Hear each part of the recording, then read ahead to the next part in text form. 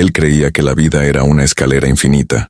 Cada peldaño parecía prometer sentido, un título, un cuerpo, una mirada de aprobación. Pero cuanto más subía, más descubría que no existía cima, solo otro vacío esperándolo en el siguiente piso. El placer era su combustible, pero también su maldición. Descubrió que el exceso de victorias también puede asfixiar. El beso conquistado, el estatus alcanzado, el lujo exhibido, nada duraba más que un suspiro. Era como beber agua salada. Cuanto más tomaba, más sed sentía. La grandeza que buscaba se transformaba en espejismo. Al final, ya no perseguía sueños, sino fantasmas. Y cada conquista que debía liberarlo, solo apretaba aún más las cadenas invisibles. Entonces entendió, demasiado tarde. El placer no es una puerta hacia la libertad, es la cárcel más sofisticada que la mente haya inventado. El placer es el veneno más dulce que has probado. Promete libertad, pero entrega cadenas invisibles. Parece cura, pero es solo anestesia. Corres detrás del dinero, del estatus, de cuerpos y de reconocimiento, creyendo que te acercas a la felicidad, cuando en realidad solo estás reforzando la jaula que te encierra. Vivimos en una era donde todos exhiben victorias, pero por dentro mastican el mismo vacío. Redes sociales, consumo, relaciones desechables, trabajo como prisión de estatus, todo está diseñado para mantenerte hambriento, nunca saciado. Y lo peor es que aprendiste a llamar a esa esclavitud éxito. Hoy vamos a abrir la herida sin anestesia. Te mostraré cómo la neurociencia ya sabía que el placer es apenas química pasajera, cómo la filosofía denunció hace siglos el ciclo eterno de deseo y frustración, y cómo la psicología revela el trauma escondido detrás de tu compulsión. No es motivación barata, es bisturí, y al final tendrás que elegir, seguir repitiendo la prisión o empezar a romperla. Tu cerebro es un narcotraficante elegante. Te vende placer en pequeñas dosis y después te lo arrebata como un ladrón. El neurotransmisor que dirige esta estafa se llama dopamina. Cada vez que logras algo, un beso, una compra, un me gusta en redes, sientes un estallido breve como un relámpago que ilumina la noche, pero esa luz se apaga rápido, demasiado rápido. Y lo peor, quedas hambriento de más. Este mecanismo no es un accidente. Es la manera en que la biología te ata a su correa. Se llama sistema de recompensa, pero en realidad es una cárcel química. El placer que experimentas no es un regalo, es una deuda. Apenas lo recibes, ya estás obligado a perseguirlo otra vez, como un perro que corre tras un hueso que nunca alcanzará. Esa es la verdad que nadie quiere escuchar. Los científicos lo llaman adaptación hedónica, pero suena más honesto decirlo así. Adicción disfrazada de normalidad. Compras zapatos nuevos y te sientes rey por 2 días. Después son solo cuero olvidado en el armario. Lo mismo con el celular más moderno. Lo presumes, brilla en tu mano, y pronto se vuelve invisible, como todo lo que el tiempo corroe. Nada resiste el desgaste. Las redes sociales son el laboratorio perfecto de esta esclavitud. Cada notificación es una dosis microscópica de dopamina. Te entrenan como a un ratón. Corres por un like, te dan un pedacito de azúcar químico, y repites. Crees que controlas tu teléfono, pero en realidad es él quien pulsa tu cerebro como un piano barato. ¿Te das cuenta? No eres libre, eres programado. El resultado es un ser humano convertido en buscador compulsivo de novedades. Una pareja nueva, un destino turístico, una serie de moda. Siempre necesitas algo más, y cuando lo obtienes, ya se siente viejo. Es un ciclo cruel. Cuanto más persigues el placer, más se escurre entre tus dedos. Como arena en una playa negra, cuanto más aprietas, más rápido desaparece. Esta es la trampa. El placer no está diseñado para saciarte, sino para mantenerte en movimiento. Una marioneta invisible tirada por hilos químicos. Y en esa persecución infinita, confundes placer con felicidad y estímulo con sentido. No es lo mismo, pero la dopamina nunca te dejará verlo con claridad, porque si lo vieras escaparías, y el sistema no quiere eso. Aquí aparece la verdadera pregunta. Si tu cerebro ya juega este juego perverso contigo, ¿qué sentido tiene seguir corriendo tras recompensas huecas? La respuesta no está en la biología, sino en otra dimensión, la filosofía. porque solo allí alguien se atrevió a mirar al placer a los ojos y decirle lo que realmente es, un verdugo con sonrisa amable. Epicuro fue uno de los pocos que entendió la trampa del placer. Mientras la mayoría buscaba excesos, él descubrió que la única riqueza real estaba en lo simple: un trozo de pan, un vaso de agua, una conversación tranquila. Los lujos deslumbran, pero envenenan, porque lo que brilla demasiado termina cegando. El verdadero poder no está en tener más, sino en necesitar menos. Pero Schopenhauer miró más profundo, y lo que encontró fue todavía más cruel. Para él, la vida es un péndulo oscilando entre deseo y frustración. Quieres algo, sufres hasta obtenerlo, lo consigues y el placer se evapora, dejándote en el mismo vacío inicial. La rueda gira sin detenerse, y cada vuelta te desgasta un poco más, como una soga que roza la piel hasta sangrar. Nietzsche, en cambio, no pidió resignación, sino desafío. Nos dijo: no vivas según el aplauso de los demás, inventa tu propio valor, porque seguir la aprobación externa es vivir como sombra, siempre mendigando luz ajena. El hombre libre no pregunta si lo que hace gusta o no, lo hace porque su voluntad arde con fuerza propia, y esa llama no depende de nadie. Rubén Alves, mucho más cercano en el tiempo, nos dejó un aviso igual de inquietante. Dijo que el exceso de opciones anestesia el alma. Es como un banquete interminable. Hay tanto en la mesa que nada tiene sabor. Vivimos rodeados de posibilidades, pero incapaces de elegir con el corazón. Esa abundancia aparente se transforma en una pobreza secreta, la incapacidad de sentir. Lo que estos pensadores comparten es un mismo diagnóstico con distinto lenguaje. El placer mal entendido no libera, encadena. Epicuro lo vio en la simplicidad perdida, Schopenhauer en el ciclo interminable, Nietzsche en la esclavitud de la aprobación, Rubén Alves en la saturación que mata la sensibilidad. Distintas máscaras, mismo verdugo. Entonces, ¿qué hacemos con este conocimiento? ¿Renunciamos a todo y vivimos como ascetas? No necesariamente. La idea no es negar el placer, sino aprender a atravesarlo sin quedar atrapados. Entender que su intensidad es un espejismo, y que solo la conciencia puede arrancar el veneno escondido en su dulzura. El problema no es sentir, es depender, y aquí empieza el punto más doloroso.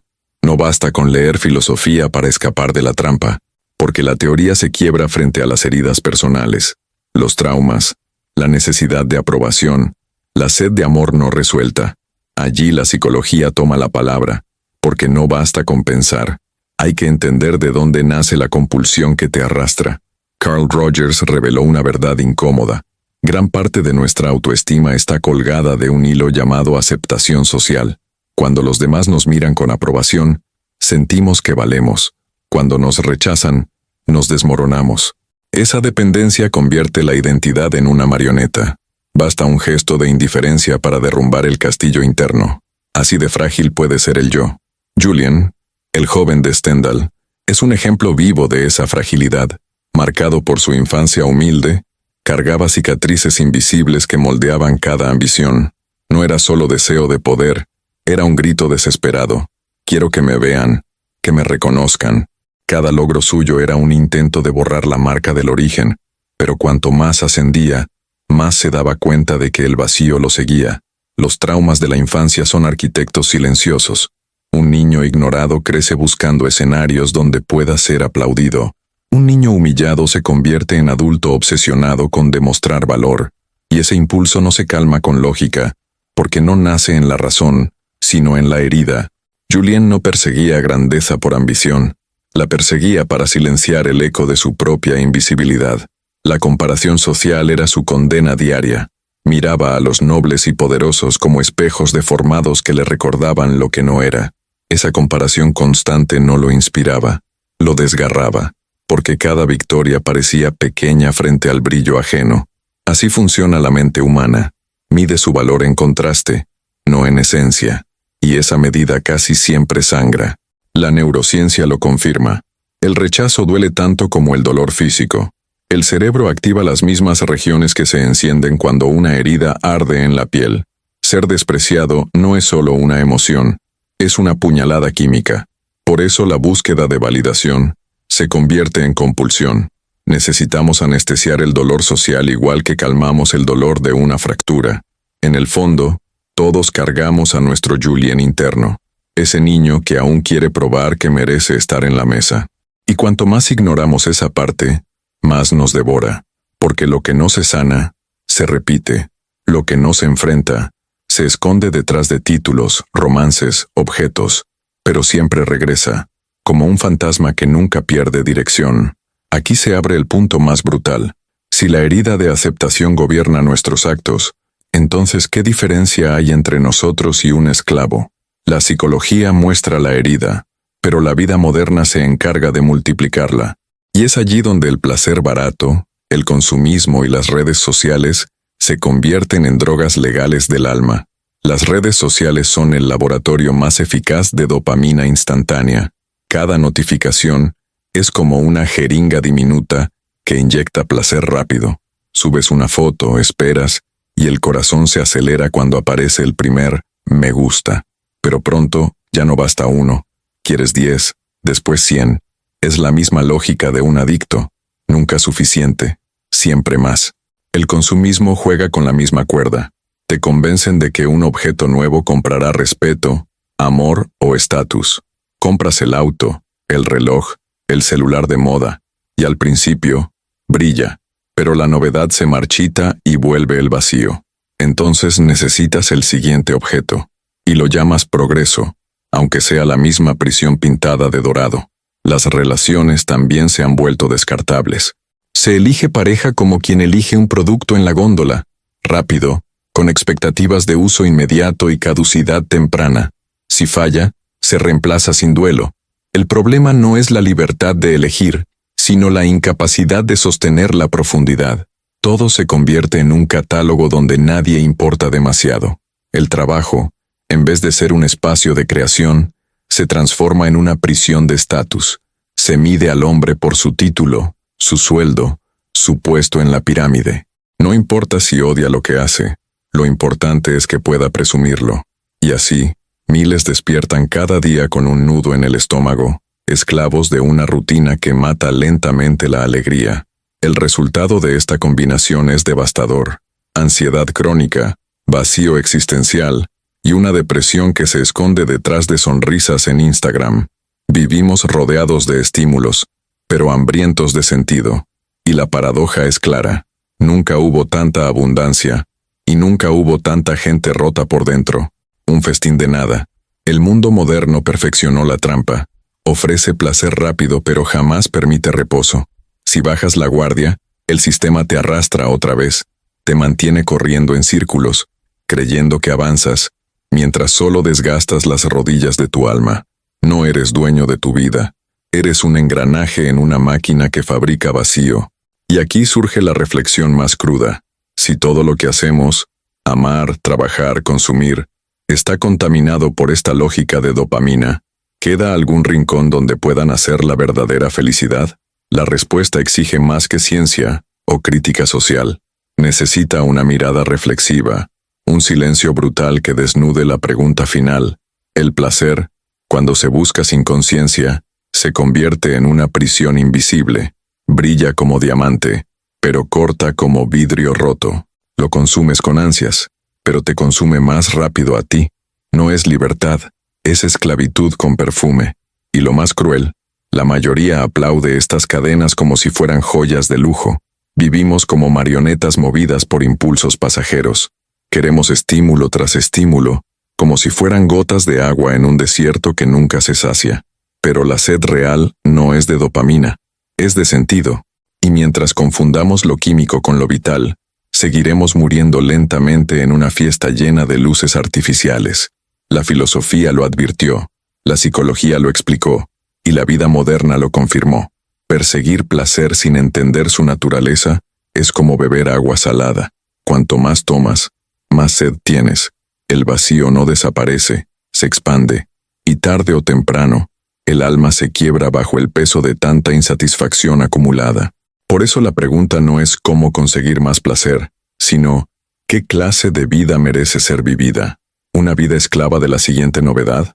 ¿O una vida construida sobre cimientos propios, donde el placer es invitado y no amo? La diferencia entre ambas no está afuera, está en la claridad brutal con la que te atreves a mirarte.